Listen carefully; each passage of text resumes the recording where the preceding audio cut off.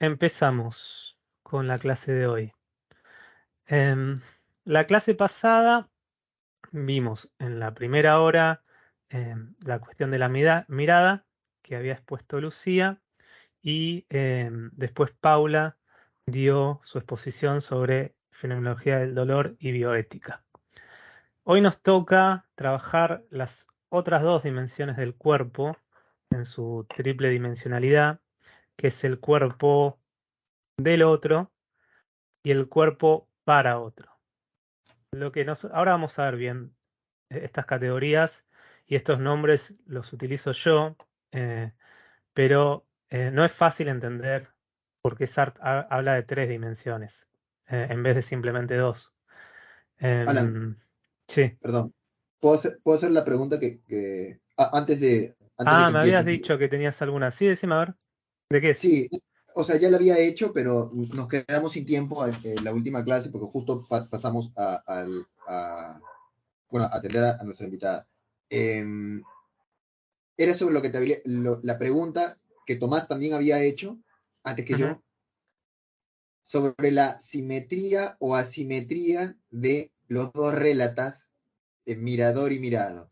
Si es que acaso esa asimetría de mirador o mirado ha de ser una cosa o la otra, es no sé si es correcto decirlo así, intervivencial o es intravivencial. Y pueden coincidir que ambos sujetos se consideren miradores y consideren al otro como mirado, o que ambos se consideren mirados y el otro mirador, pero simétricamente. Quería saber qué pensabas, porque he estado leyendo, como sabes, tu, Más tu, tu, tu, detenidamente. tu libro detenidamente Ah, junto con el de con el Sartre, ser y la nada. donde tocas ese tema, y me parece que lo explica genial, y Sartre también, obviamente, cuando refuta a Hegel. Pero no vuelve a refutar a Hegel después de hablar de la mirada, entonces queda ahí. Vos, sin embargo, sí tienes, cito a Savignano, hay un yato inconmensurable entre cómo me vivo a mí mismo desde adentro y cómo me aprende el otro desde afuera. Y él, no debemos transgredir los límites del cogito que son infranqueables. O sea, no podemos presuponer como en Hegel que entonces si yo soy esclavo, entonces el otro es amo para él mismo, así como yo para mí soy esclavo. No sacas la conclusión, como Sartre tampoco lo hace, de que entonces, ¿qué pasa con la mirada? Porque lo de Hegel queda atrás después de la parte construye de Sartre. Entonces, como ni lo dice Sartre, ni lo dice vos explícitamente, quería saber, así, off the record o off the libro, ¿cómo ves eso? ¿Cómo interpretabas eso? Sí, a ver, aprovecho la pregunta también para retomar cuestiones de la clase pasada, ¿no? Em, Primero, nosotros lo que vimos es que el para sí gana una dimensión nueva dada la presencia de otros para sí en el mundo. Y que esa presencia se vive inmanentemente e irreflexivamente en la conciencia primaria que está lanzada al mundo como el fenómeno de ser mirado, el proceso, ¿no? La vivencia, vamos a decir mejor, que es irreflexiva, que no es cognitiva, que es del orden de lo afectivo, dice Sartre en algunos lugares, y es esa experiencia, es experimentar de estar expuesto a otro para sí, que también es libre y vive como ser en el mundo, teniendo su propia experiencia privada del mundo. Ese proceso es también un proceso de alienación. Yo siento que soy degradado. Yo siento que mi mundo, tal cual como es significado por mí en el proceso de nihilización y constitución, de repente tiene un elemento disruptivo que está en constante fuga, que no pertenece al mundo, que de cierta manera es extramundano, es trascendental, es transfenoménico, pero que tiene ese efecto de degradarme en sí y degradarme también lo que se identifica después con este en sí, un yo, ¿no? Un yo para otro, ¿no? Un yo que yo capto de manera aperceptiva, ¿no? Lo que es el término husserliano, ¿no? Tenemos, por ejemplo, vivencias que son de percepción y donde se pone el objeto y se da en carne y hueso sin intermediarios. Y después tenemos otro tipo de vivencias donde el objeto se da vacío, se da por intermediario de otro objeto, cuestión de una conciencia de imagen, una representación, un cuadro que es de otra persona y otros tipos de vivencias. Pero bueno, ahí el objeto no se da.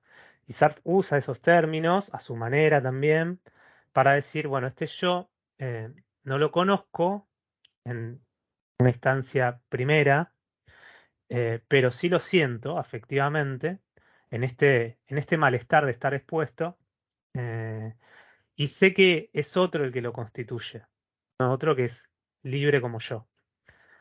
Y ahí está el fenómeno del ser mirado. Secundariamente yo puedo querer recuperar esa dimensión robada, y eso coincide con un intento de objetivación del otro y de captar al otro como cuerpo, que es lo que vamos a ver esta clase particularmente. Eh, y es tanto una forma de reducir al otro a este cuerpo de aquí, a su ser ahí, a su facticidad, y por otro lado recuperar ese yo que me pertenece, pero al mismo tiempo no soy su fundamento. Bien, y hay una asimetría entre estas dos formas de darse del, como dijo Carlos, ¿no? Perdón, voy a silenciar el teléfono. Em, Del otro como mirada y el otro como cuerpo, ¿no? Otro como mirada y el otro como ojos que miran. Y Sartre dice específicamente que esas dos dimensiones son radicalmente distintas y se dan de manera separada, ¿no? Cuando se da una, no se da la otra, lo cual es medio extraño, parecería que se van sucediendo, intercambiando a lo largo del tiempo y em, no hay un estilo de espacio ambiguo, un espacio de mezcla. Em, lo cual, yo justo cuando hice la tesis, encontré el concepto de la Gestalt de metaestabilidad, que es, si ustedes vieron alguna vez esos dibujitos de figura y fondo que tienen dos interpretaciones, em, o por ejemplo el cubo de Necker que se puede interpretar de dos maneras, pues sigue siendo un cubo. Bueno, igual las más conocidas son la joven y la anciana, las dos copas y los la copa y los dos rostros. ¿Qué pasa con esas imágenes? Bueno, tienen un estado de metaestabilidad o inestabilidad, también se puede decir más fácil, que es que nunca nos podemos quedar con una, sino que podríamos pasar a la otra, o a veces la otra aparece de manera espontánea, sin necesidad de que nosotros nos pongamos en una disposición a ver una cosa o a ver la otra, depende en qué ponemos la atención y qué pasa a ser figura y qué pasa a ser fondo. Eh, entonces son cuestiones inestables, ¿no? Eh, bueno, pareciera que el, el otro como mirada y el otro como cuerpo también tienen este estado de inestabilidad, de que se pasa uno, se pasa otro, y en cualquier momento se puede dar el cambio, tanto por iniciativa mía como por iniciativa del otro, ¿no? Em, Ahora bien, como decías vos, Carlos, esto, ¿en qué orden sucede o en qué plano sucede? Em, sí, la descripción es desde el punto de vista del cogito. O sea, ¿qué me pasa a mí? ¿Cuál es la experiencia mía? Y el fenómeno del otro, ¿qué tal se me da? Y yo puedo hablar de eso nomás. Em, y en ese experimentar, bueno, Sartre dice una cosa o la otra, ¿no? O de repente yo tengo esta cuestión de ser mirado, o intento objetivar al otro y mirar al otro, y defenderme de ese asedio, de su alienación, ¿no? Esa infestación también, porque Sartre dice, bueno, el ser para otro constantemente me está asediando, está ahí dando vueltas, y yo intento atraparlo y se me escapa. Em, Incluso en la empresa de captar al cuerpo, en su facticidad, también hay siempre algo que está en fuga, que está en huida, y no llego a completar eso, ¿no? y por eso estoy en cualquier momento puedo volver a la situación de ser visto. Así que lo que pasa desde un punto de vista no fenomenológico, o sea, saliendo de la subjetividad tuya, la subjetividad mía, podemos especular, pero saldríamos de la seguridad apodíctica que nos da la descripción fenomenológica, que es, bueno, es el marco teórico de Sartre, ¿no? Y las críticas de Hegel, bien, como bien vos dijiste, ¿no? Van por ese lado. ¿Qué hace Hegel?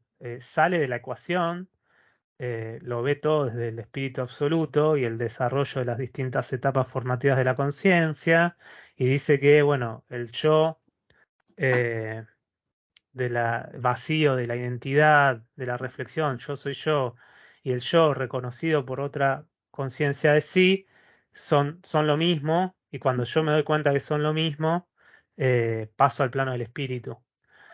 Dicho Ujú. así, muy simple, y no soy ningún especialista de Hegel, sépanlo, pero más hasta donde yo entiendo. Bueno, Sartre en un momento dice, bueno, lo que se olvidó Hegel es que el espíritu absoluto es él, ¿no? Es el mismo, que piensa que ya está viendo todo desde una visión de sobrevuelo, subspecie aeternitatis, y puede dar toda esta identificación entre eh, cómo me vivo yo mismo como ipseidad y cómo me vive el otro en mi ser para otro. Pero esas dos dimensiones son radicalmente opuestas, dice Sartre, y no se pueden conciliar. Conciliar eso para él es como lograr el valor, ¿no? El en sí para sí es al final lograr esta identidad que tanto se esperaba desde que el en sí se, se- se niega y se intenta fundar a sí mismo. Y, o sea, se vuelve para sí. Ujú. Em, no sé si te respondo, a mí me deja insatisfecho, ¿no? Toda esta descripción O sartreana, sea, pero sí, decime. estoy tratando de salvar a Sartre de la crítica de que no, entonces no hay interacción social si no se encuentran dos sujetos. De la crítica está cayendo en el hegelianismo de considerar, de salir del marco teórico fenomenológico husserliano y agarrar la fenomenología de Hegel, que justamente puede hacer lo que vive la conciencia y lo que vemos nosotros como observadores de lo que ocurre. Entonces, Sartre parece que deja abierto el tema de que la asimetría es intravivencial, pero intervivencialmente podrían ser dos sujetos o podrían ser dos objetos, digamos, en el mismo plano, visto desde afuera, para nosotros, digamos. Pero el problema que encuentro es que sería como una especie de solipsismo otra vez, cuando lo que hace Sartre es que la mirada me da al otro directamente, entonces parece que entonces sí es intervivencial. No puede ser que a mí me parezca que el otro es sujeto, pero no sé en realidad qué es. Dice, está sobre mí el sujeto. Entonces, entonces no puede haber una simetría. Parece que en esa lectura es asimétrica intervivencialmente. Aunque por otro lado, como lo que acabas de decir, no, podemos decir, no, bueno, solamente hablo de mi vivencia y entonces es solamente intravivencial. Y estoy en ese juego y no sé qué diría Jean-Paul Sartre, ¿no? Sí, no sé si te entiendo completamente igual, pero vos decime si te sigo o no. Em, por un lado está que sí, esa certeza de la presencia del otro, porque todo este capítulo de la mirada sale de otro anterior que es el escollo del solipsismo, ¿no? Mm, Y es como el problema fundacional del cual sale toda esta teoría también, que es la gran pregunta, cómo probar que los otros existen y cómo distintas teorías no lograron o simplemente llegaron a un tipo de em, certeza probabilística, ¿no? Conjetural. El problema de Descartes, ¿no? De, bueno, ¿cómo sé que el otro es otro y no es una máquina? Bueno, eso por un lado. Y lo que dice Sartre, nos guste o no, es que en el análisis de la vergüenza hay una experiencia del ser visto que tiene implícito como momento la existencia del otro, pero la cuestión es, y acá es donde se complica, que ¿me están escuchando? A su gusto se me trabó Carlos y no sé si perdí conexión yo. Sí, sí, te estamos escuchando. Sí, sí, se escucha. Ah, Sí, perdón, sí, Carlos es te mi único escucho. referente visual. Sí, se trabó. Em, Decía. Bueno, que esa experiencia, el ser visto, el otro, no es Carlos, no es Ceci, no es Lidy, no es Tomás, es el otro, así, ¿no? Prenumérico, como dice él, indistinto. Em, Ahí lo que justo no sé si fue con Belén que decíamos, ahí como si fuese Dios, ¿no? Como la mirada omnipresente que constantemente me observa, pero que es invisible. O sea, la mirada es invisible. Yo no la puedo ver, ¿no? Incluso cuando yo vuelco mi atención a Carlos, pobre que no está ahora, aunque esté en la ausencia, quizá me escucha, no sé. O eh, quizás es un invento de tu cabeza, Carlos. Quizá. O de inteligencia artificial. Ya no sé, ya no sabemos qué creer. Em, bueno, incluso eso no me da la mirada de Carlos. No, no, me da una mera indicación. No me da la mirada presentificada, no hecha presente, sino em, supuesta ahí, ¿no? Em, Porque no, esa mirada no la puedo agarrar del otro extremo, o sea, es como si tuviese dos extremos, fuese una cuerda, por un lado estoy yo con mi vergüenza, y agarro la punta para intentar encontrar esa representación de mí mismo de la cual soy vergüenza, o siento vergüenza eh, pero nunca lleva a ningún lado del otro lado, ¿no? Esa realidad del otro en esta dimensión de ser es extramundana. O sea, no es un esto, no es una cosa en el mundo que yo pueda, un ente ahí que pueda encontrar, como puede ser un vaso, como puede ser un perro, una piedra, o el otro en su dimensión corporal. Em, Eso es lo que dice Sartre. No sé si me siguen. Estamos acá como un diálogo muy privado entre Carlos y yo, pero métanse, ¿eh? Sí, sí, yo te sigo, está escuchando atentamente. Muy bien. Sí, pero yo, discúlpame, a ver si estoy, al tener esa mirada, yo sí es como que me cosifica esa mirada y me voy así, voy exponiendo mi esencia, me voy construyendo, ¿no? Desde el vamos, Esa mirada me construye, sí. Me construye incluso como cosa determinada. como cosa. ¿Mm? Sí, yo soy algo. Gracias a esa mirada yo soy algo, de hecho, ¿no? Ujú, Y en otro está texto, bien. Sartre dice, todo lo que somos lo somos gracias al otro. Así que, fíjense, O sea, el otro ayuda a que me conozca. el No sé si otro ayuda o es parte, más todavía, diría yo. Me hace cognoscible incluso para mí mismo. me hace conocible. Ujú, Sí, es que yo no soy nada sin él, o sea, no es que yo soy algo, viene el otro y me informa, como si el otro fuese un mero informante, ¿no? Podría ser, uno ujú, podría trabajar una monografía defendiendo esta tesis, ¿no? A ver si Sartre dice que el otro es un mero informante de mi ser. claro. Pero pareciera ir por otro lado. Yo me inclino a que es más fuerte la tesis de Sartre, ¿no? El otro me da realidad, Ujú, no es que ujú. simplemente me da un saber sobre mí el cual carezco en un momento X y después de charlar con él, ella, em, me informo, ¿no? ¿Se entiende la diferencia? Sí, sí, ¿Me sí, explico bien? sí. Me Pero yo constituye. podría elegir, Por ejemplo, sí. no, y yo decía que yo podría elegir, o sea, si bien siempre uno tiene con respecto a otros,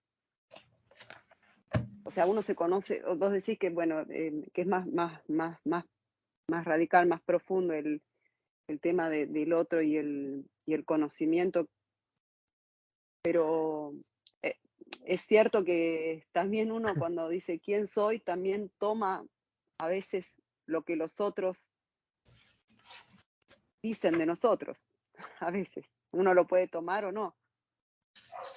Dicen de Sí, uno, No sé si se entiende. Si Sí, está se entendiendo entiende lo que quiero decir. perfectamente y va en la línea de lo que opina Sartre, ¿no? Porque Mm, el otro lo que me hace es trascendencia trascendida, ¿no?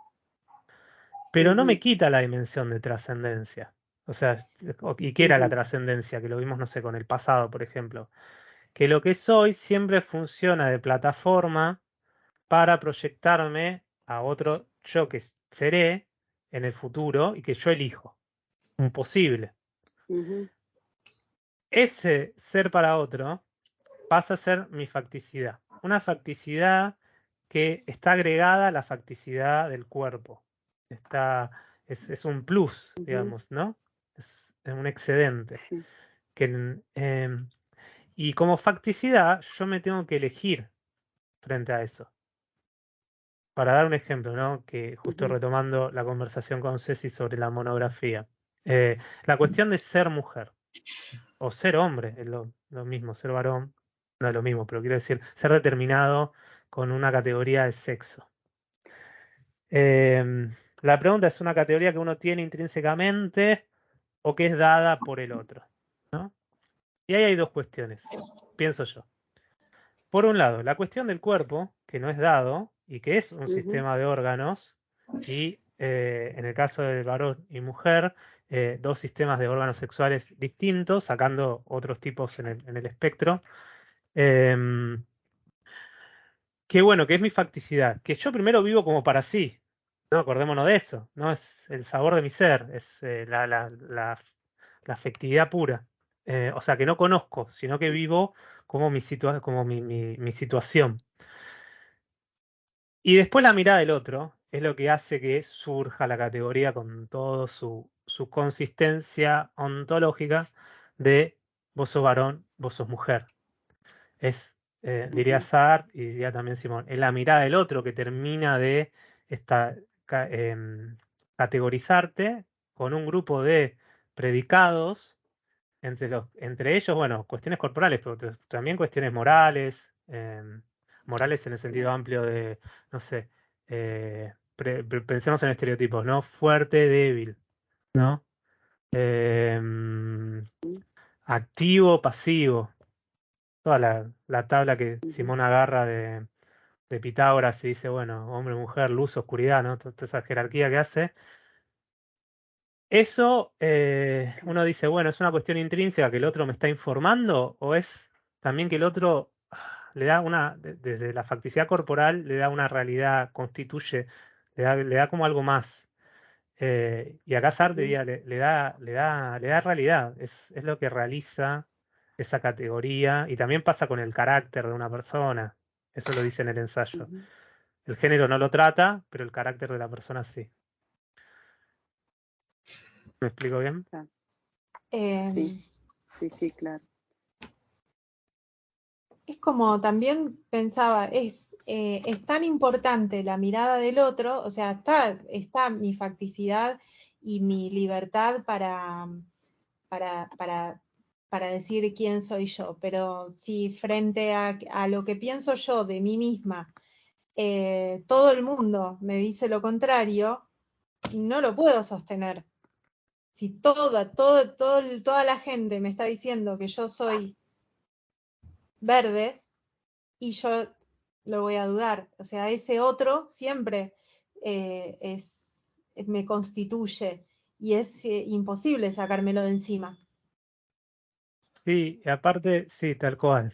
Aparte, son dos puntos de vista que compiten entre sí y Sartre dice, no hay ningún privilegio de uno frente al otro. Pese a que uno sí sea o sea, venga del para sí, de la conciencia de sí reflexiva o incluso de la reflexión de sí, em, el punto de vista del otro entra en competencia con el mío y puede ganar. Y yo puedo, digamos, ser aplastado por esa alienación y considerarme como me considera el otro, no darle prioridad. ¿Qué es lo que pasa con eso? Se describe en Saint-Genet, que el estigma, la sentencia del otro, del ladrón, cuando es niño, lo solidifica, ¿no? A él. Em, Y esto, o sea, la identidad es un constante conflicto entre lo que dicen los otros, cómo me ven. La parte de las palabras también es re importante, cómo me nombran. Estamos acá, es solo mirada, ¿no? Por ahora, pero uno podría complementar el análisis sartreano. Eh, ¿Con qué palabras me catalogan, ¿no? Esta cuestión de varón, mujer, o cuestión, no sé, me quedé pensando en cuestiones que trabajó Paula. El discurso médico es un verbo que crea identidades y sostiene, ya lo sabemos de Foucault ahora, pero ya lo vemos antes otros pensadores. Y no es lo mismo, no sé, una orientación sexual, considerarla una enfermedad, em, poner en un libro de diagnóstico hablar de disforia de género, trastorno de género, perversidad, antes de un estilo de identidad, ¿no? Em, y eso nos pasa siempre, o sea, nuestro ser es como un campo de batalla. Porque tampoco es que hay uno solo, no hay un solo otro, ¿no? O sea, algunas personas, el médico, la médica me considera así, después mis amigos me consideran de otra manera. eh, no sé, para los políticos nosotros somos algo para ellos, y esa es otra dimensión nuestra. No estamos como diseminados, estamos como hechos pedacitos, ¿no? La identidad existencialista tiene varias dimensiones. Una re linda que es la cuestión de cómo uno se construye y otra cómo es construido, cómo hay que desarmar y armar, desarmar y armar. Por eso el infierno son los otros. Y esa ¿O es la no? parte, esa es la parte infernal, pero como también el otro es lo que me hace ser, Ujú, también el otro es algo que generosamente me otorga una dimensión ujú, que yo busco y yo necesito, ¿no? Ser alguien, ser un profesor, por ejemplo, en mi ujú, caso, ¿no? Me agarro de ejemplo, ¿no? Sin ustedes, sin los estudiantes o sin el sistema educativo, no podría yo ser docente. No, no es algo que uno hace de manera claro. privada. Eh, Ujú, y es gracias al otro que me da esa consistencia de ser, ¿no? Y me da que ujú, es ese reconocimiento también. Solamente que hay, obvio, reconocimientos que uno quiere y otros que no quiere, ¿no? ujú, claro. Y esto de Sí, lo sí. personal hasta lo político, podemos pensar, ¿no? Armenia quiere que Turquía reconozca el genocidio y Turquía no. Y está ese tira y afloje. Em, bueno, uno quiere que lo reconozcan como de tal manera. Em, Ujú, a mí me parece, yo ya dije, y es mi tema de investigación doctoral, la parte de la intersubjetividad. Me parece que ahí el libro agarra viaje, se va a la estratosfera. Me parece increíble ujú, lo que se desarrolla ahí. Em, ujú. pero, pero bueno, eso con la cuestión de la mirada. Si les parece, no sé si quieren agregar una cosita más sobre esto, podemos ir a la parte del cuerpo de nuevo, ¿no? Que viene de la mano igual, ¿eh? Así que vamos a seguir hablando de estas cuestiones. Ah, y Carlos, no sé si escuchaste mi respuesta. Justo se te No, pero desconectó. sí, se me apagó la compu, estaba fallando y vos, si puedes hacerla, si consideras que es válido reponerlo rápidamente, te lo agradecería. Si no, pasamos al tema. No, sí, sí, rápidamente. Acordate, Carlos, que está. Ah, perdón. No, que igual está grabado también, eso les recuerdo por las dudas. Ah, Sí, pero obvio. También, sí, sí. Pero la respuesta es que está diciendo, ¿no? Esta experiencia de la mirada no puede rastrear, ir retomarse hasta el origen de esa mirada, ¿no? Y por eso el otro, dice Sartre, es extramundano, em, es prenumérico, ¿no? Em, o sea, yo siento la mirada, valga la redundancia, cómo en la vergüenza, como de repente sé que tengo una afuera, pero no puedo como seguir los pasos y llegar a esa manera en que me mira el otro, ¿no? Incluso si llego es una suposición. Claro. Y ahí, bueno, esa cuestión que vos decís de intervivencial, habría que especificar mucho qué querríamos decir con eso, ¿no? Porque en cierto sentido uno diría que sí, en otro sentido diría que no. Lo que yo planteaba, pues está bien, te estoy de acuerdo. Es que la salida ingeniosa y genial de Sartre es que esta frasecita que dice, la relación con el otro no es una relación de conocimiento, sino una relación de ser. Entonces ahí hay un Sí, vínculo sí, irrompible. No puede decir, bueno, esto es lo que yo siento y el otro siente lo otro. No, o sea, porque si no caemos en la relación de conocimiento, que es lo que no quiere. sí, sí, sí, tal cual. Quiere la ligazón y entonces eso juega en contra de la interpretación de la posible simetría. Pero bueno, Exacto, sí. como no lo dice Sartre, está abierto para encontrar los pros y los argumentos más pesados, menos pesados. Seguro, Para... sí, los textos hay que exprimirlos y sacarle jugo, ¿no? Y encontrar esos huequitos que tienen. Pero sí, esa parte estoy de acuerdo con lo que decís. Lourdes escribió en el chat, dice, está bueno para relacionar con lo que dice Levinas acerca de cómo el rostro de la mujer se presenta distinto al del hombre. Sí, no lo tengo muy fresco a Levinas. Ese puede ser otro trabajo porque hay muchas similitudes de la concepción del otro entre Sartre y Levinas y sorprendentemente no hubo intercambio en los 40 y durante la guerra entre los dos porque estaban en dos lugares distintos y no tenían los mismos grupos no frecuentaban los mismos grupos, ¿no? Em, pero Levinas, arrancando desde el punto de vista ético, em, está la cuestión de no fenomenizar al otro, ¿no? Y aceptarlo en su pura alteridad, no hacer como hace la metafísica. Y después hay distintas maneras, y habla del rostro, ¿no? El rostro del otro, que bueno, que también queda inalcanzable, que se mantiene ahí invisible, ¿no? Y después habla de, bueno, que ese rostro del otro tiene distintas figuras bíblicas, algunas, del Talmud, como la mujer, eh, no me acuerdo si era el poro, el mendigo o algo así, pero bueno, ahí no, Sí, era la mujer, mujer, el inmigrante el y inmigrante, no me acuerdo quién más, pero sí, no tengo totalidad infinita acá, pero lo estaba por buscar. El huérfano. Nos falta el otro. el huérfano. Ah, Creo que era sí. el huérfano. Sí, sí, yo lo leí hace mucho tiempo, Totalidad es Infinito. Em, pero bueno, ahí hay ciertos prejuicios culturales también, ¿no? Em, ¿Por qué la mujer? Digamos, ¿no? ¿Por qué no el hombre? Em, pero bueno, sí, era una de las figuras del rostro del otro. Bien. Em, bueno, volvemos a la cuestión de la corporalidad. Hay cosas que voy a pasar un poquito rápido porque las mencionó Paula, pero si quieren nos detenemos, ¿no? Porque también ella a veces reconstruía bastantes cosas, pero otras cosas las tomaba más por sabido y quizá todavía nosotros no las habíamos visto.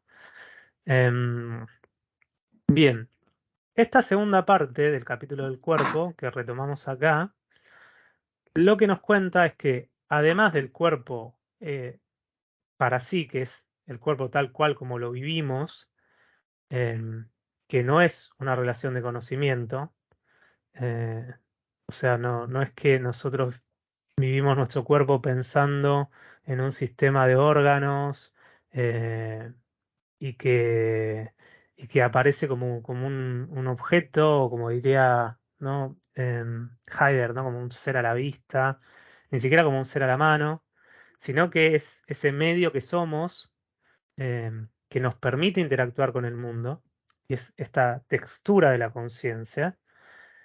Y entonces los pies no son los pies, son el caminar. La visión no son los ojos, es la pantalla de la compu que tengo adelante. Y es una relación muy distinta a cómo se me da el cuerpo mío, ¿no? Acá estoy diciendo como una representación. Esa visión del cuerpo como una representación, o sea, el cuerpo anatómico, es un cuerpo ya pasado por la mirada del otro y desde la perspectiva externa de la tercera persona. Pero no es la experiencia original que tenemos del cuerpo, ¿no? El cuerpo, tal cual como se existe, es esa facticidad que somos, y que pasa a ser, como decía Sartre, ¿no? Silenciado u olvidado para que se dé el mundo, ¿no? Para que se dé para nosotros el mundo en una dimensión en un sentido pragmático. Y acá retoma esto y nos cuenta sobre las otras dos dimensiones que va a trabajar en este capítulo de El cuerpo para otro, ¿no? Dice, existo mi cuerpo. Esta es la primera dimensión de su ser. Mi cuerpo es utilizado y conocido por el prójimo. Esta es su segunda dimensión. Pero en tanto que soy para otro, el otro se me devela como el sujeto para el cual soy objeto. Hemos visto que esta es, inclusive, mi relación fundamental con el prójimo. Existo, pues, para mí, como conocido por otro, en particular como conocido en mi facticidad misma. Existo para mí como conocido por otro a título de cuerpo. ¿No? Entonces queda claro, bueno, tres dimensiones.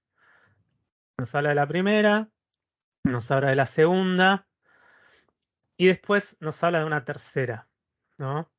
Que estaría por acá. ¿Cuál es la primera? La que reconstruir justo hace un ratito. ¿Cuál es la segunda? El cuerpo del otro, ¿no? Que va a ser distinto, esto lo propongo yo como distinción así terminológica, cuerpo para otro. El cuerpo del otro es como el otro se me da como un cuerpo que yo puedo captar en una percepción. Eh, y el cuerpo para otro es la experiencia de la mirada.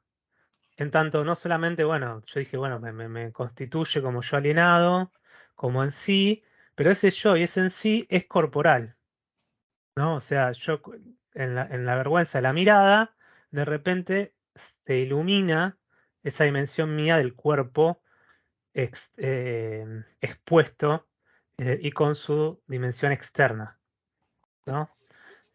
Obviamente, en el ejemplo de el figón que mira por la mirilla de la cerradura, cuando escucha los pasos, de repente es como que él le viene encima, él cómo está ahí, me imagino, ¿no? Inclinado, en una posición medio patética, mirando por ahí, intentando pispear algo en la habitación que está detrás de la puerta, y uno ahí se descubre ridículo.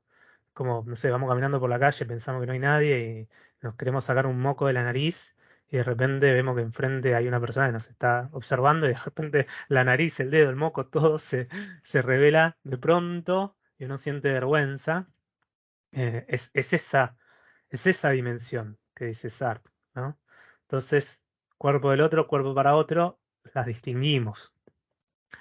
Empieza examinando la segunda dimensión y algo muy curioso que dice es que esta dimensión uno la puede agarrar como cómo comprende el modo en que el otro, mi cuerpo aparece al otro, y el modo en que el cuerpo ajeno se me aparece, ¿no? Esto quizás justo conecta con lo de Carlos, ¿no? Que decía, bueno, esta cuestión de dos vivencias que serían simétricas, eh, aunque de manera especular,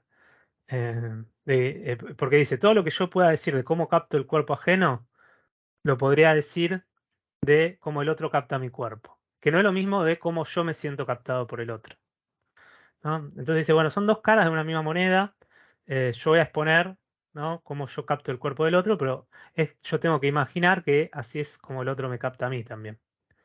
Em, ¿Se entiende? Esto es medio como muy fino, pero refiere a esto, a la percepción del cuerpo ajeno, siendo ajeno mi cuerpo y tomando al sujeto como el otro, o siendo yo ese sujeto y tomando al otro como otro. Acá las palabras medio que nos hacen un trabalenguas, pero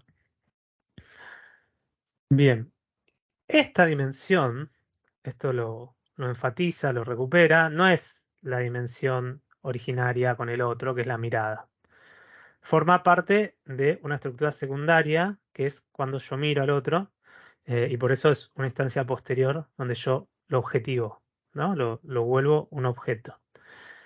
Em, y ese objeto, que es otra persona, primero se da como radicalmente diferente a una cosa, o sea, un objeto inanimado, ¿no? Desde el vamos, hay que ver qué pasa ahora con los robots superinteligentes, pero yo veo a otro y el sentido, la esencia de ese fenómeno es distinta a cómo se me da una piedra. ¿Qué tiene ese fenómeno? Primero, se me da como trascendencia.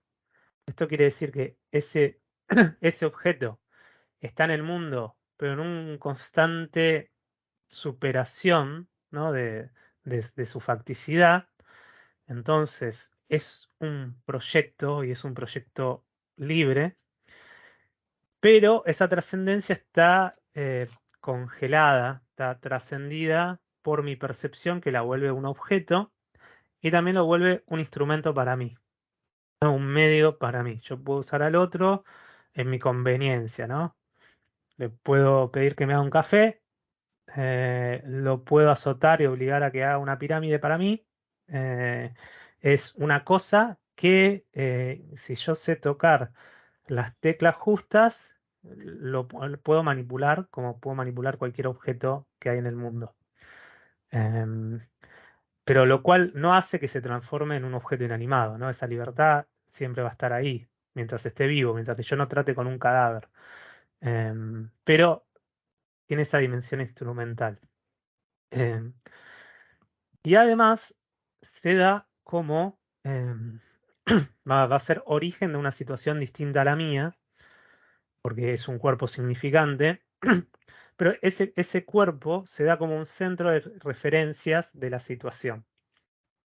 ¿Qué quiere decir esto? Que ya lo vimos un poco en la mirada, que si yo estoy en una habitación o en un espacio solo y aparece otra persona, los sentidos de los objetos, las distancias de los objetos, se modifican sustancialmente para mí porque ganan una cara, un perfil que es para otro, ¿no? O sea, de repente yo tengo un vaso de agua y viene otra persona y otra persona puede agarrar y se lo puede tomar y yo me quedo sin mi agua para tomar. Para dar un ejemplo muy prosaico, pero eh, esta cuestión de que el mundo como plexo instrumental de repente gana otro centro de referencia que no es mi cuerpo, sino que es el cuerpo del otro, ¿no? Que es un punto de vista incluso de esa situación del mundo, ¿no? En su situación. Em, pero es un punto de vista, acá vemos, ¿no? Sobre el cual yo puedo adoptar un punto de vista y un instrumento que yo puedo utilizar como otros instrumentos, a diferencia de mi cuerpo existido, mi cuerpo facticidad, que es ese punto de vista del cual no puedo tomar un punto de vista y es ese instrumento que soy sin poder utilizar como instrumento, ¿no? Em, y ese cuerpo es como, acá como otros objetos del mundo, tiene un coeficiente de adversidad y utilidad. O sea, em, frente a mis planes, frente a mis fines, ese objeto puede oponerse a mí, ¿no? Puede decirme no, tráeme un café, no. Y así, porque ese, ese cuerpo que es un sujeto también, es medio, eso sería redundante pasarte, si el cuerpo que es un sujeto, ya está supuesto ahí, pero bueno, si no, no sería corporalidad. Eh, Establece unos fines que son personales y esos fines pueden chocar con los míos y ahí aparece ese coeficiente de adversidad. Perdón, ese Sí, sí, coeficiente sí. de adversidad es completamente distinto del coeficiente de adversidad de la montaña, ¿no es cierto? El coeficiente de adversidad, o sea, o el coeficiente de adversidad en general, digamos, de la densidad y el peso de los estos. es un coeficiente de adversidad en tanto resignificación, ¿no? O contrasignificación. Salvo que lo tomemos como el coeficiente de adversidad de los cuerpos en el metro, que no me dejan pasar y tengo que empujarlos como cosas. Que se refiere al otro, ¿no? Se refiere a adversidad en igualdad de condiciones que yo, o sea, que despliega proyectos o contrafines. Exactamente, sí. Como dijo al principio, es radicalmente distinto a cómo se da un objeto inanimado. Y no es lo mismo tener cajas, bultos que te obstaculizan el paso en el subte a tener otras personas. Lo decía porque pones ahí como desigual que el cuerpo para sí. Entonces, no Este sé, cuerpo no. vacío, el cuerpo mío, ¿no? Ok, ¿Se entiende? ok, ok. Cuerpo mío para sí.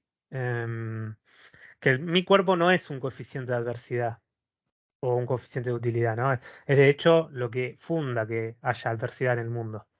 Em, es otra vez esta cuestión de dos planos distintos que siempre intenta mantener separados. Sí, cuerpo para sí, o sea, el otro es un cuerpo para sí, para él mismo, solamente que yo no lo capto como cuerpo para sí. Yo no puedo acceder otra vez, como dije antes, a su conciencia encarnada. Tengo mi conciencia encarnada, ¿no? Y en ese, en esa vida consciente me topo con otros cuerpos em, que, bueno, no son meras cosas. ¿Por qué? Porque esa adversidad viene de su capacidad de proyectarse. O sea, están en el subte porque están viajando y quieren llegar lo más temprano a sus casas o a sus laburos como yo.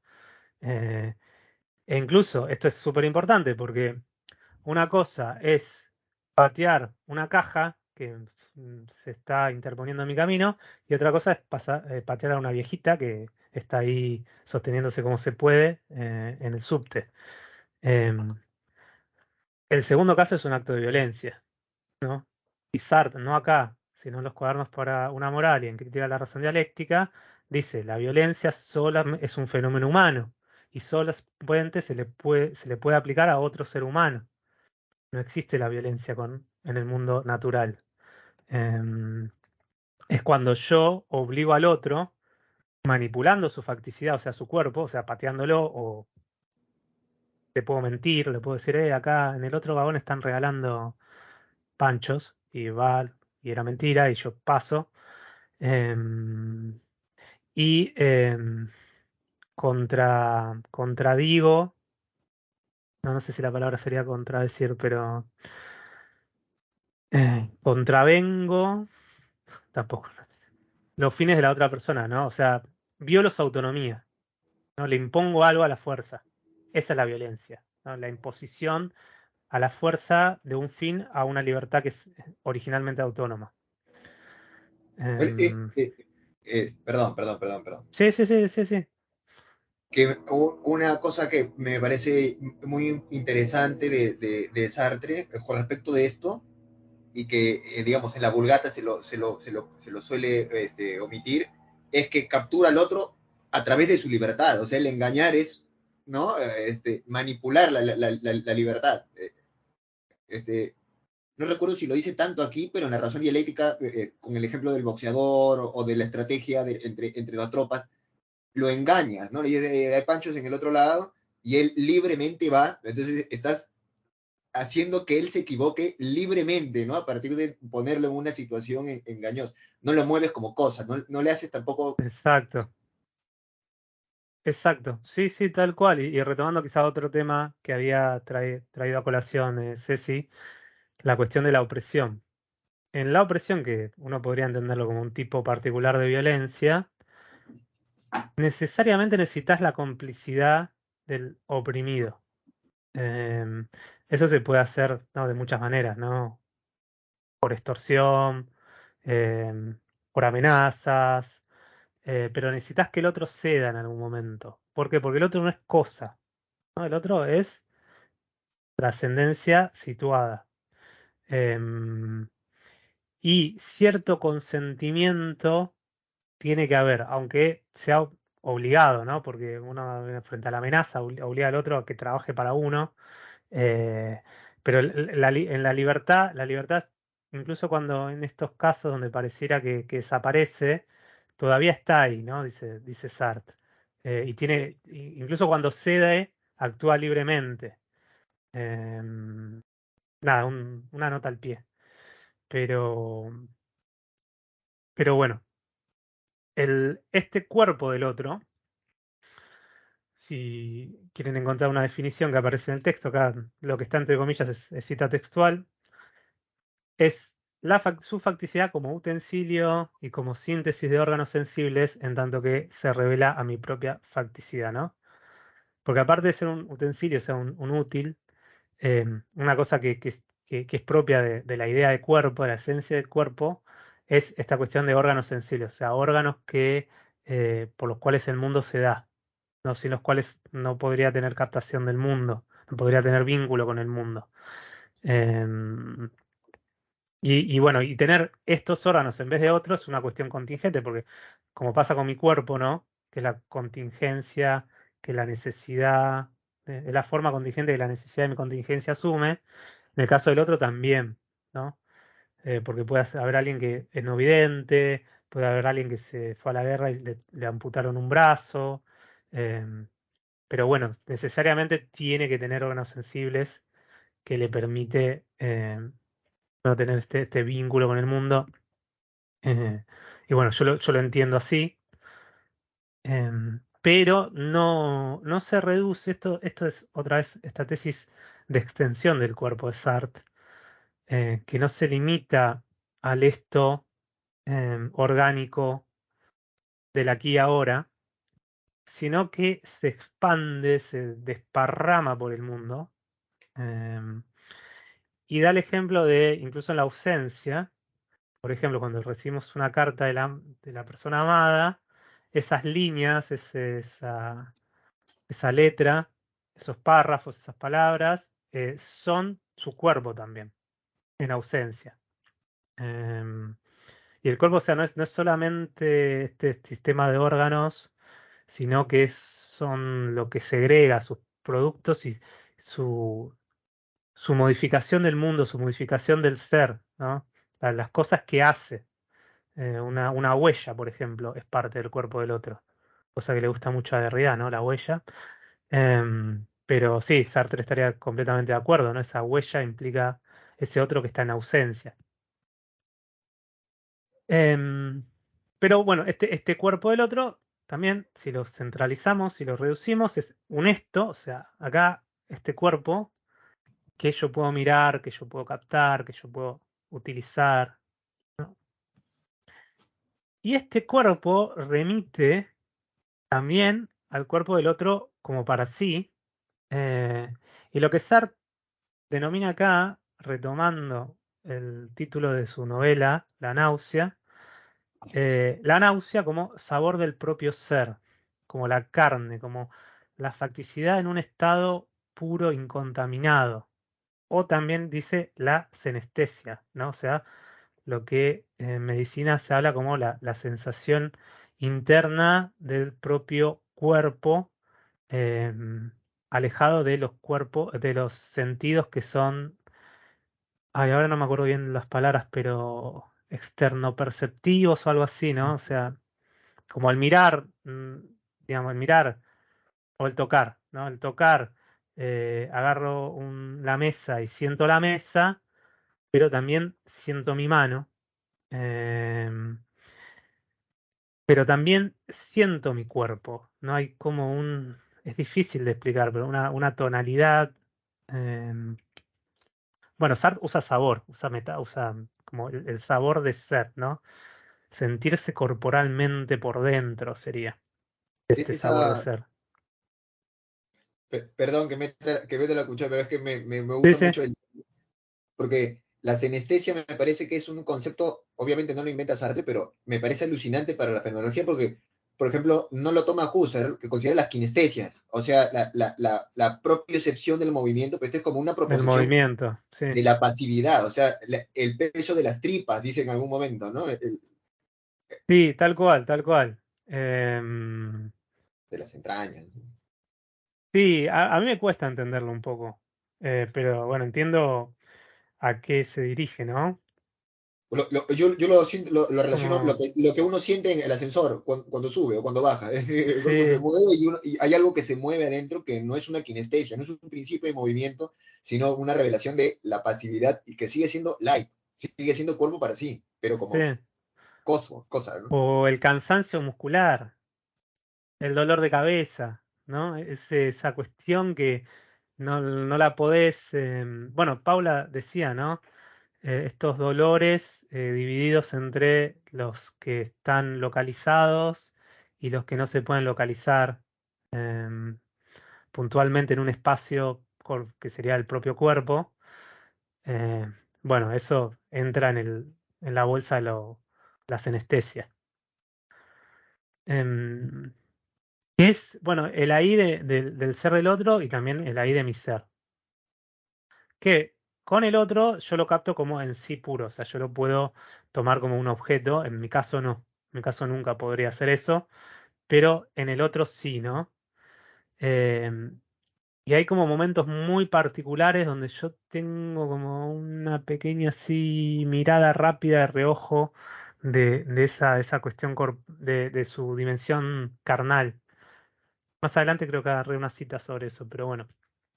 Eh, y en ese sentido, bueno, se me devela la forma contingente de la necesidad de la contingencia que el otro asume, ¿no? Ah, acá es esta parte, perdón. Eh, ¿Qué pasa? Dice Sar. Bueno, esta carne del otro, esta forma contingente de su ser, eh, dice, suele estar enmascarada por la ropa, los afeites, el corte de cabello, la barba, la expresión. Porque estos ejemplos son ejemplos donde uno, em, por un tipo de acción o un tipo de hábito, modifica su cuerpo, ¿no? Sea que lo cubre, sea que le saca algunos pelos de más. em, y en eso deja ver la dimensión trascendental de nosotros, ¿no? De poder ir más allá de lo dado. Em, la cuestión es aprender lo dado nomás, eso, ¿no? Como sacar todas esas capas de trascendencia y de repente tener una intuición, y él dice la intuición pura de la carne. Y esta no sé por qué no puse comillas, pero creo que estoy citando textualmente. Llega siempre un instante en que todas esas máscaras se deshacen y tengo la intuición pura de la carne del otro. Él considera que hay un momento donde siento la carne y esa sensación es nauseabunda. Esa sensación, otra vez la parte así macabra del existencialismo, ¿no? La parte escatológica, no sé. Pero la carne, así dada de manera pura, no da.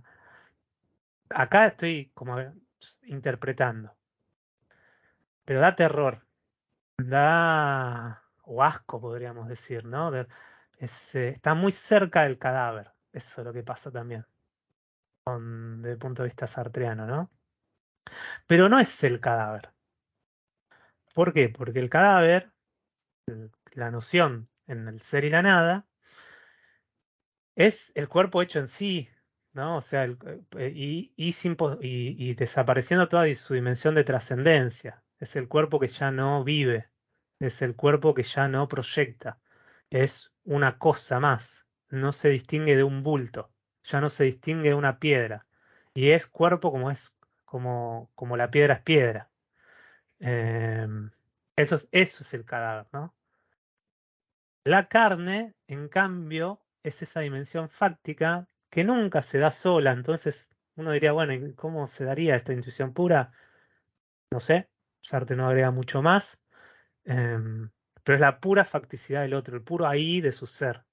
Eh, es eso que no. Y que nunca podría eliminar, ¿no? Porque esa facticidad no se puede trascender. Como nos pasa a mí, como nos pasa a nosotros, como me pasa a mí, quiero decir, ¿no? Como le pasa al sujeto en primera persona, a eso me quiero referir. Em, que yo no puedo eliminar mi cuerpo, yo puedo trascender esto, aquello, esta situación, pero no puedo trascender este cuerpo que se me dio al nacer. Incluso si le agrego, si me hago cyborg, pongámosle acá que dice corte de cabello, bueno, agrego una prótesis cibernética, agrego un aparatito de los de Elon Musk para manejar cosas a distancia. Bueno, igual ahí está esta parte de lo fáctico de la carne, que es lo que me tocó. Es pura contingencia, ¿no? La forma contingente que la necesidad de mi contingencia tomó. ¿Vamos bien? ¿Se entiende? ¿Alguien quiere preguntar algo? Son Sí. temas muy interesantes estos. Por lo menos para mí me parecen bastante interesantes. Después uno puede hacer conexiones con el live husserliano en Ideas 2. Puede agarrar el concepto de carne en el en Merleau-Ponty más tardío. No, hay algunas personas que suponen que el concepto como aparece acá en el C la nada llevó a pensar a Merleau-Ponty en algunas cosas, a resignificarlo, obviamente, pero acá es carne, ¿no? Es le chair, ¿no? Es el mismo término en Merleau-Ponty que en Sartre, la carne, en Igual vez de el me parece, cuerpo. perdón, me parece que en un momento, o sea, lo que quiero decir, la carne no siempre produce asco, sino también morbo, ¿no? Porque en un momento, no me acuerdo en qué parte de qué capítulo, compara por qué unas bailarinas profesionales no producen como excitación sexual o morbo, como si, porque, digamos, porque es un cuerpo, se sabe que es un cuerpo para sí que está, digamos, que tiene todos los movimientos controlados, mientras que el morbo se produce en ese extra de facticidad, ¿no? En la carne como, vemos, lo que se mueve sin voluntad, lo que se mueve El, sin el consentimiento el del cuerpo. zombie, Sí. ¿no? Es el cuerpo reanimado ahí que se mueve, pero en verdad no es el otro, es el cuerpo que nada más pasó a ser una cuestión así de necesidades orgánicas, ¿no? Pero también, bueno, hay partes del cuerpo, o sea, parte del cuerpo también te pueden revelar la carne, no del otro, ¿no? Como, o sea, no me acuerdo si fue acá, porque el ejemplo que voy a decir no me lo acuerdo, pero eh, Sartre dice mucho el culo de las personas, que se mueven, rebotan sin que uno los controle, ¿no? Saquemos la situación de twerking. Twerking sería un cuerpo en situación. Pero el sudor que de repente empieza a salir y uno está dando un discurso y está muy apasionado y de repente brota ahí transpiración y olores que uno no quiere que estén ahí, pero están porque somos cuerpo. eh, y ahí aparece la carne. Esa sería otra intuición pura de la carne, ¿no? Em, este es un temazo también. También otro medio marginal para trabajar. ¿Por qué? Porque acá esto ayuda un poquito más a entenderlo de recién. Eh, el cuerpo, simplemente cuerpo, no carne ni cadáver, siempre está en situación. O sea, yo dije, no lo podemos aislar de un escenario. Mi cuerpo, ustedes lo están viendo en clase, incluso, bueno, de manera virtual, con una pantalla, pero todos estos movimientos vienen de esta animación que hago para hacer que surja la clase. Y si vemos a alguien corriendo atrás del colectivo, ese cuerpo es cuerpo vereda, es cuerpo calle, es cuerpo parada de colectivo dentro de 100 metros, es colectivo que está acelerando a tanta velocidad y uno no sabe si llega o no, es una carpeta que salió volando y uno se dio vuelta para agarrarla y no dejarla atrás. El cuerpo siempre se da en un fondo, ¿no? Y a veces no es la figura, ¿no? A veces la figura es otro y el cuerpo está de fondo. A veces la figura es el colectivo. Pero eso es importantísimo. Y esa situación, ese fondo, es situación gracias al cuerpo. El cuerpo, otra vez, es el centro de referencia. El cuerpo es significante, dice Sartre, ¿no? De él brotan sentidos que se salpican para todos lados. Hacen que ese colectivo gane cierta colectivo que tiene que ser alcanzado. Cosa que también yo vivo internamente, pero sin tener captación de mi cuerpo. Pero acá capto el cuerpo del otro, o sea, capto los dos estos, ¿no? Varios estos en sí. Toda esa gran totalidad que forman juntos. Em, Volviendo a la cuestión de la carne es el cuerpo desituado. ¿No? Es cuando empezamos a quitar y quitar y quitar hilos de significación hasta nada más quedarnos con ese centro que se nos escapa igual, pero que sería estos órganos, esta epidermis, esta sangre, estos tendones, estos músculos, ¿no? Que incluso hablar todo así ya implica un discurso sobre el cuerpo. Por eso habla de intuición quizá, y no habla de discurso, porque el discurso ya está mediado. Esto es algo muy fenomenológico, ¿no? Pero siempre este rastreo a una intuición pura eh, de la carne que no esté mediado por un discurso. ¿Está bien? Y a eso también lo llama la vida, el cuerpo como vida, el cuerpo fondo, esta totalidad sintética que hace con su entorno. Em, Casi uno quiere hacer conexiones con el vitalismo. Yo no sé mucho de esto, pero debe haber alguna cuestión con Bersón y otros. Sí, perdón, que alguien quería decir algo. Bueno, yo quería decir algo. Sí, Pregunta. decime. Yo vi acá el esquema corporal de Merleau-Ponty, unos años antes, ¿no? Que en la fenomenología de la percepción presenta el esquema corporal, el primero de asociacionistas, y el segundo es el gestáltico, y el tercero es el suyo.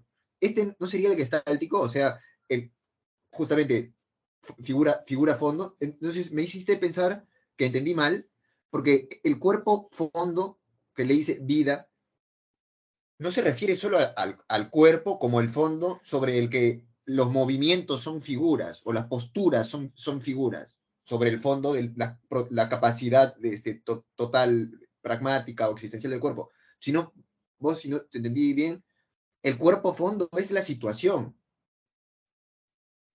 Es la situación significada por el otro. Sí, sí, sí, sí. Mm. No es el esquema corpóreo, entonces. No debo atarlo tan rápido.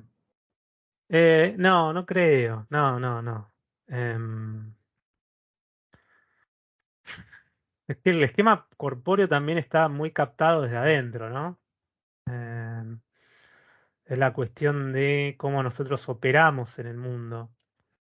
Em, ¿No? Con estas habitualidades que fuimos ganando, pero que nos permiten em, realizar ciertas acciones y de hecho incluso es lo que habilita la percepción del mundo. Pero no sé si la conexión fuese tan simple y tan transparente, ¿no? Habría que ver cuestiones. Ujú. Pero sí, a mí me parece súper interesante que está toda esta visión pragmática del cuerpo, incluso el cuerpo del otro captado desde afuera. Eh, y esto, nada, es Como un que se aporte. percibe, perdón. Sí, no, no, es el cuerpo, él dice, ¿no? No es el cuerpo de la anatomía, la fisiología.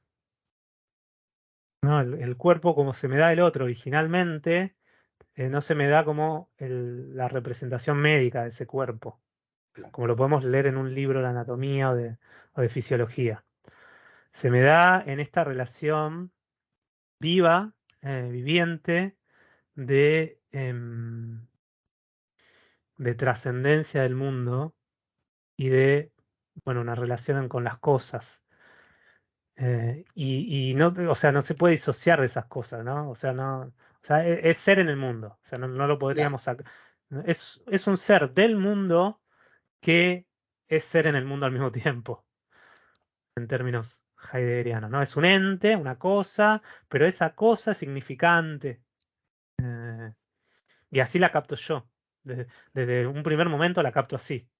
No veo primero un sistema de órganos, o sea, no lo veo en una visión mecanicista como una máquina que está operando, como yo vería un robot de Boston Robotic. Que incluso, ahí todo un tema para debatir desde la fenomenología contemporánea, pero todos estos robots, nosotros le atribuimos una visión, Ay, el otro día, justo en Afra, escuché a Diana Pérez utilizar un término bárbaro para esto, pero ahora me lo olvidé. Bueno, lo vemos como sujeto, vamos a decirlo así más a lo Como con bruto. agencia. ¿Cómo qué? Como con agencia, ¿no? Con agencia, y con intención es el tema, ¿no? Como sujetos de una conciencia fenoménica en el término de la filosofía de la mente igual, pero bueno. Y no es así, ¿no? Son máquinas, o sea, máquinas programadas, ¿no? Y en la parte robótica tienen su funcionamiento y en la parte de software, ¿no? Tienen su código. Y nosotros sabemos perfectamente eso, aunque quizá no tenemos el conocimiento para entenderlo, no somos los ingenieros, pero sin embargo no podemos evitar tomarlo como si fuesen un perro de verdad o una persona de verdad, ¿no? Em, y en ese sentido lo volveríamos cuerpo significante también. O sea, nos pueden engañar, ciertos objetos inanimados nos pueden engañar. Eso sería lo que tendríamos que reconocer más allá de nuestro orgullo epistémico de cartesiano, de yo sé lo que es una cosa y sé lo que es una red COVID. No, bueno, hoy en día ya no está tan claro eso. Discúlpeme, pero es así. Bueno, ¿estamos bien? ¿Están de acuerdo? ¿Me siguen?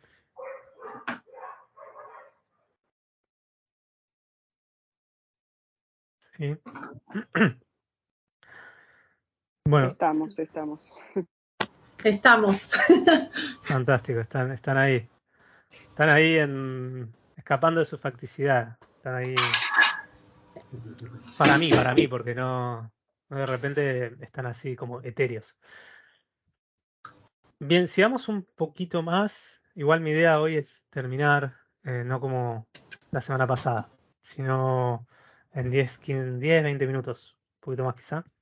De última retomamos la clase que viene, que seguimos con la cuestión de intersubjetividad y el cuerpo del otro es muy importante en las relaciones concretas con el prójimo. Ah, y lo digo ahora para no olvidarme. eh, Acuérdense que perdón, la semana que viene tenemos otro invitado, Martín Buceta, que es profesor y doctor de la Universidad Nacional de San Martín. Y bueno, hizo todo un trabajo sobre em, Merleau-Ponty como lector de Proust y ahora se dedica mucho a los cruces y los intercambios que hay entre la filosofía y la literatura. Y bueno, nos va a exponer sobre ese tema específicamente en Sartre y bueno, y coetáneos de él. Así que bueno, también intenten reservarse. Vamos a hacer como la semana pasada, ¿no? De una parte de nuestra clase, un descanso largo de media hora y después retomamos. Yo voy a grabar por si no pueden venir, pero aprovechen porque nada, lo van a tener ahí en vivo, en su facticidad, en vivo e indirecto, ¿no? Todavía no es en sí grabación y pueden hacerle preguntas y comentarios. Este ejemplo, esta cita, bueno, refuerza lo que vengo diciendo recién, de que el cuerpo se da en situación. Pongamos como ejemplo un hombre que camina, desde el principio comprende su andar a partir de un conjunto espacio-temporal, calle, calzada, acera, negocios, autos, algunas de cuyas estructuras representan el sentido por venir de la marcha. Percibo esta marcha yendo del futuro al presente, aunque el futuro en cuestión pertenezca al tiempo universal y sea un puro ahora que aún no es ahí. La marcha misma, puro devenir imposible de captar y nihilizador, es el presente, pero este presente es un trascender hacia un fin futuro de algo que marcha. Allende el presente puro e imposible de captar del movimiento del brazo, intentamos captar el substrato del movimiento. Este substrato, que no captamos jamás tal cual es, salvo en el cadáver, está, empero, siempre ahí como lo trascendido, lo pretérito, el pasado. Cuando hablo de un brazo en movimiento, considero ese brazo que está en reposo como sustancia del movimiento. ¿Qué nos dice acá? Otra vez, la prioridad está en la acción y está en el devenir. y eso es lo que hace que el cuerpo esté en fuga siempre y que no se podría ahí inmovilizar. ¿Por qué? Porque el brazo del otro lo captamos en su movimiento de querer agarrar algo. Obviamente es el sustrato de ese movimiento, dice Sartre, pero lo que importa ahí para la captación del otro es el fin que está en el futuro. Y en ese sentido, a diferencia de objetos naturales, y esto, fíjense, ¿no? Que también se debate mucho en metodología de ciencias naturales y ciencias sociales, o, o de la filosofía de la historia de Dilthey y en adelante, esta cuestión de, para entender un fenómeno humano, no podemos ir del pasado al presente, de la causa al efecto, como se hace cuando estudiamos la física o la química, sino que tenemos que ir en retrospectiva del futuro al presente, porque el ser humano justamente es un ser intencional, es un ser significante, y los componentes que componen el presente tienen sentido a partir de ese futuro. O sea, ¿qué pretende hacer? ¿Qué pretende hacer usted de mí? Diría la Coca, ¿no? Pero, ¿qué pretende hacer esa persona?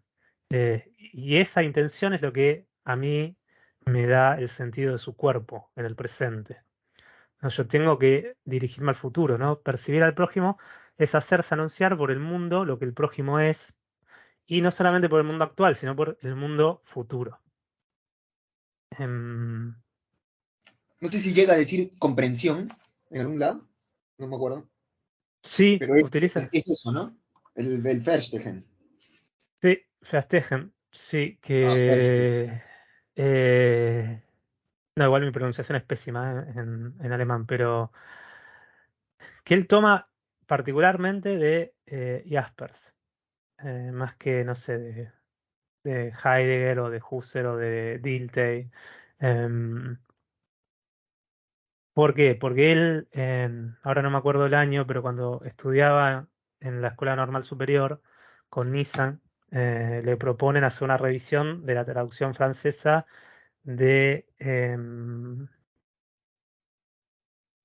texto, ay, Psicopatología General, no Psicopatología es, de Jaspers.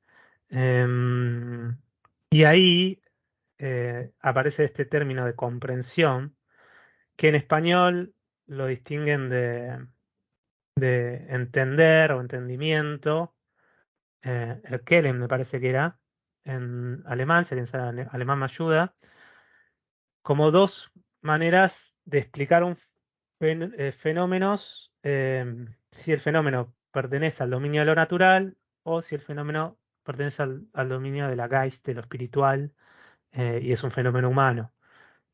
Cuando hablamos de explicar un fenómeno humano, hablamos de comprensión, ¿no? Festejen. Em, que si mal no recuerdo, se escribe así. Esto es comprensión. eh, Obvio que Sartre, me parece, en un momento utiliza la palabra en alemán, pero la utiliza en francés, pero cuando dice comprensión está pensando en esto, y Asper utiliza este término para explicar, para fundar toda su teoría terapéutica psiquiátrica, donde no se debe entender una enfermedad mental solamente desde las causas corporales que la producen, algún defecto, algún imperfecto, sino también desde adentro de cómo se vive por el otro. Y ese ponerse en los zapatos del otro, o sea, ese proceder empático, donde nosotros intentamos entender la vivencia del otro, no el cuerpo como una máquina y un mal funcionamiento, es la comprensión y es la base del método em, ¿no? psicoterapéutico que propone Jaspers, inspirado en la fenomenología husserliana, ¿no? Bueno, Eh, entiendo que Jaspers, su maestro fue Weber, ¿no? Entonces, Igual, Weber debe fue haber, otro de los, sí, debe haber relacionado ahí. Lo de Jasper te iba a preguntar así nomás como, aparte de curiosidad. sección de espectáculos, digamos, si recomiendas leer ese texto de Jasper, porque yo cuando estaba aventurándome en el existencialismo, leía los libros filosóficos de Jasper, o las ponencias, ¿no? Filosofía de la existencia y razón y existencia. y me parecieron sosos, o sea, es Kierkegaard Kant en vez de Kierkegaard Husserl o Kierkegaard, ¿no? Entonces, no me gustó, digamos, pero ahora con tu libro y ahora lo vuelves a retomar Jasper como una cosa importante, no sé, me está picando a ver que Sí, los libros psicopatología, no sé nada de eso. bueno, es un libro gigante ese igual, ¿eh? Pero después esas otras que no sé si eran conferencias, sí. Que ahí salió el hit de nuestras clases, de las situaciones límites, el origen de la filosofía, ¿no? La curiosidad, las situaciones límites. Em, sí, bueno, sí, para mí Jaspers eh, tiene una gran injerencia, ¿no? En el pensamiento sartreano, aunque no es tan nombrado quizá en comentaristas. Eh, pero el primer Jasper, ¿no? Y está bueno, yo lo visité, pero siempre de la óptica de mi investigación. Pero sí, me imagino que sí, debe estar buenísimo ir a volver a verlo, a leerlo. Así que bueno, y digo una última cosa y después lo que sigue lo retomamos la clase que viene. Em, Esta manera de explicar el fenómeno del otro también es un intento de Sartre por eliminar la dualidad del otro como no, cuerpo opuesto a psiquismo, ¿no? O sea, la oposición cartesiana entre la res extensa y la res cogitans, y la tesis de que el otro en verdad sería una conciencia desencarnada que habita en un cuerpo aprisionada, como diría Platón, y ese cuerpo es una cajita donde eh, está ahí hermético y uno nunca podría acceder. Em, y los estados psíquicos de esa persona, eh, bueno, están fuera de nuestro alcance, ¿no? Es el dolor del otro, no podríamos nunca acceder a él. Vemos apenas representaciones corporales, o sea, expresiones de alguien que hace una mueca, que grita, que se tira al piso, que llora, pero eso no es el dolor, ¿no? En verdad el dolor es algo que nosotros tenemos que suponer. Em, y hay, bueno, varios teóricos que hablan sobre un razonamiento analógico que hacemos para entender la esfera psíquica del otro. Y Sartre se opone muchísimo a eso, ¿no? Em, y ahí dice, si ustedes leyeron el texto, ¿no? Que el cuerpo es un objeto psíquico, cosa que choca para nuestra mentalidad bien cartesiana, formada cartesianamente. Porque dijimos, bueno, no, pero habría que distinguir entre una cosa y la otra, ¿no? Ese dualismo de última, y después explicar qué pasa ahí, qué pasa la relación mente y cuerpo, ¿no? Que también hoy en día se discute desde la filosofía de la mente. Em, bueno, Sartre dice, no hay mente del otro, digamos, está el cuerpo, que es conciencia, que es cuerpo, conciencia en situación, trascendencia en situación, y se da en el cuerpo, y así lo capto yo. No, y la cólera, o sea, dice el ejemplo de la bronca, pensemos nosotros, son esos gestos que hace el otro, ¿no? Em, Y dice así, ¿no? Sin duda hay una criptología de lo psíquico, ciertos fenómenos son ocultos, pero esto no significa en modo alguno que las significaciones refieran aún más allá del cuerpo. Se refieren al mundo y a sí mismas, ¿no? La vida psíquica del otro se me da ahí en carne y hueso. Distinto a la mirada. La mirada, otra vez, no es el cuerpo del otro, entonces volvemos a tener una dicotomía, una antinomia, pero en la cuestión de psíquico corporal, Sartre dice, ahí esa división es un invento, eh, que, bueno, eso psíquico es el cuerpo. Cuando hablamos de psiquismo hablamos de cuerpo. No hay otra cosa más allá ahí, ¿no? Dice, el cuerpo lo dice claramente, es el objeto psíquico por excelencia. Es el único objeto psíquico. Y el psiquismo tiene la curiosa característica para Sartre que es un objeto mágico. Y acá, bueno, agárrense, se vuelan las pelucas, porque aparece el complejo concepto de magia en Sartre, que para decirlo brevemente hoy, y después retomamos, ya apareció, no apareció porque no lo di como selección, pero en el capítulo de la reflexión, o bueno, si leyeron La trascendencia del ego, lo habrán visto también ahí, que es la relación que no se explica por leyes causales deterministas, sino que hay algo que sucede, pero que no podemos, que lo mejor que le podríamos decir es como la magia, como la define la etnología, ¿no?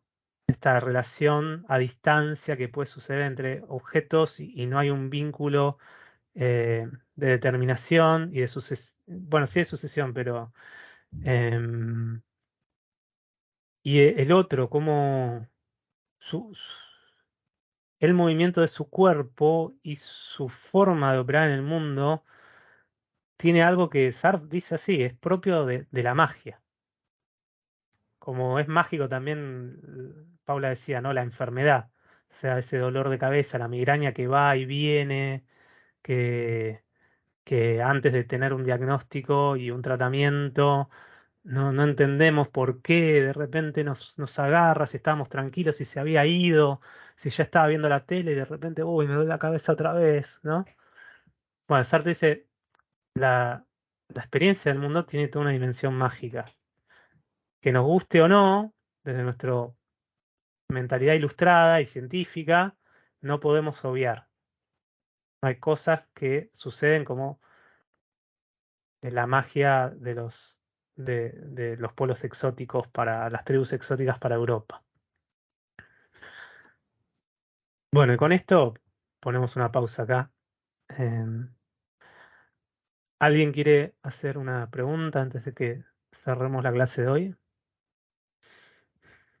Este archivo lo voy a compartir.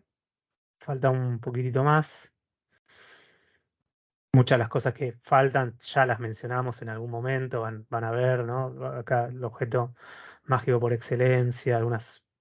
Y bueno, la tercera dimensión, esto sí, lo quiero retomar la clase que viene, pero no es mucho más.